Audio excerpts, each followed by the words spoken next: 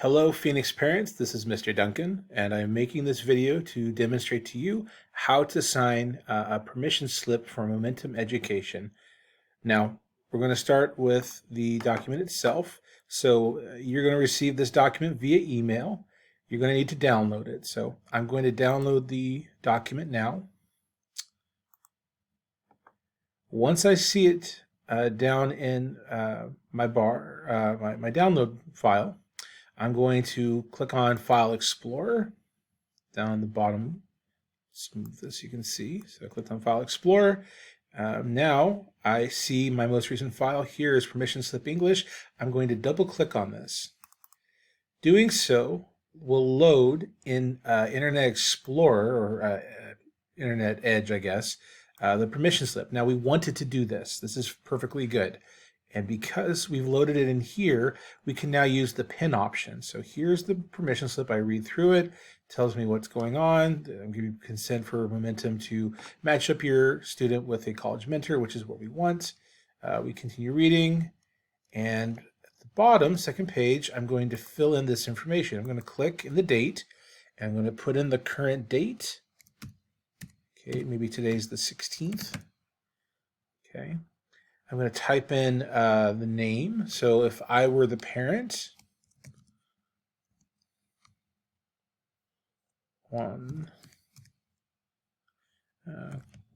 okay, Carrillo or whatever my name is.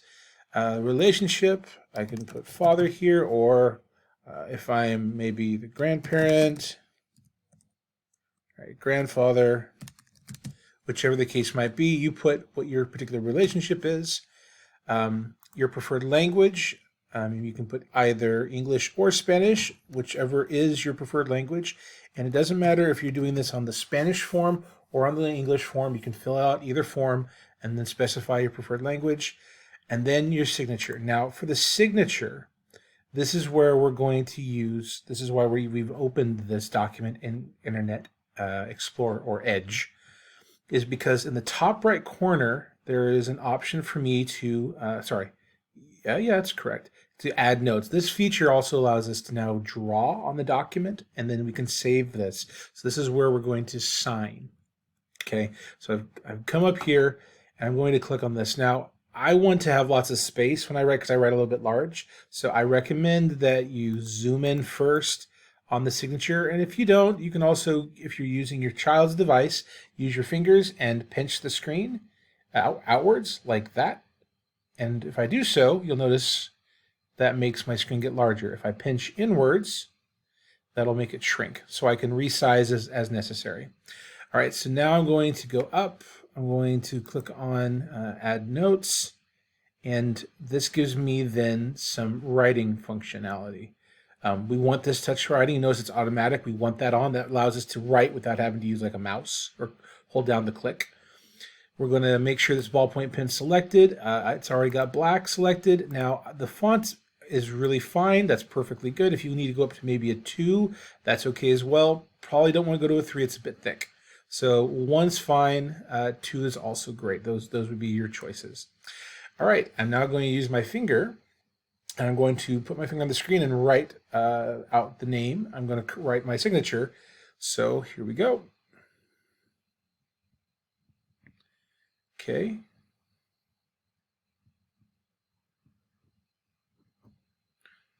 Okay, and now I've made my signature. And if I'm happy with this, I'm going to then save this document. Okay. And I can do that by going up to the top right. There's a little save icon. That's that hard floppy disk that we remember. And we're done. If you don't like your signature, you can undo this. You can go up here and also erase it. You can say, hey, I don't like this. So you should have the erase option, I believe. Let's see if that'll let me erase. Should be an erase feature right there. Sorry, guys. Let's try that one more time. Yeah, that should... Oh, that's odd. Usually it allows us to erase. So maybe I think I've already saved it. That's probably why.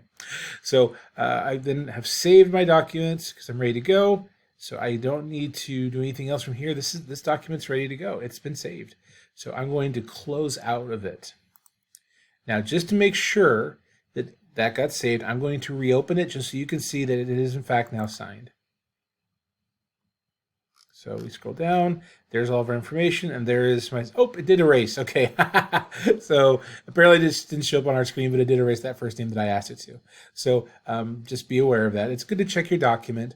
If you want to, you can also rename it. Make sure, that way it's easy to find for when you upload it. So I probably should put here, signed, and comma, and then I would put my name, right? Which of course I'm not Juan Carrillo, but that's okay. It's good for demonstration purposes. So I put signed, parent name, and then I would just hit save. And this is the English version, that's why it says English on the end. If you're signing the Spanish version, it'll say Espanol or Spanish on the end, okay?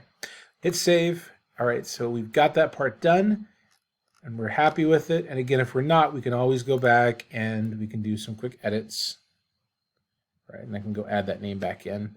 And if I'm okay with it, okay, save, it's ready to go. I'm going to close out. From here, you should have also received a form to fill out, this submission form.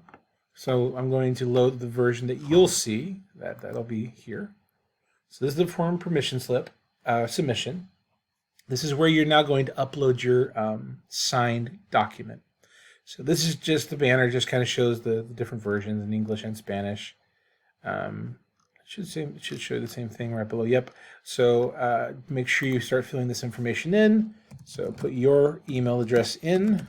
This is mine, of course. You can put your personal email address in here. It's fine. Next, down below, choose the school year. This is 2021. We're going to be doing this every year, so that's why there's more options.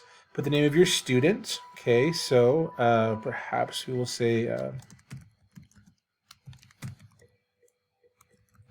okay, so got my student name in. And then put my student's email address, my student's Aldine email address. So Aldine email addresses for students, that might be something like CC and then their 6-digit number. Let's see, that's one too many digits, I think. We'll take that off. Now, if you don't type this in correctly, it's like oftentimes people forget to put the dash in, and I try to move on, it says no, because it should have a dash in there. So I go back in and go, oh, okay, yeah. And if I accidentally put a Gmail account in here, it's also going to come up with an error, because it's going to say, no, I want the one that's got an @aldineisd-isd.org in it. So be aware. This is just to help keep track of who signed the document, of course. So here I would put the name of the parent who signed the document and is uploading it.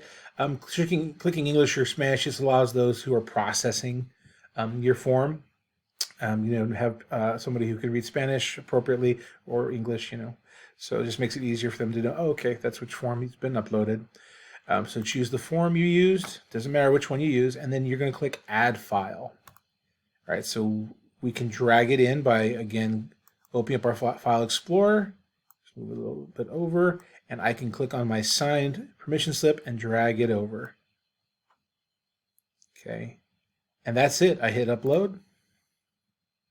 And now we hit Submit, and we're done. That's all you need to do. So the process should take you maybe 5 minutes, right? Much less time than it's taken me to explain how to do it. But the big point is, of course, fill out the form, sign it using the touch screen. You can also fill it out on your phone. That's totally fine. Once you've signed it, don't email it back to Mr. Duncan.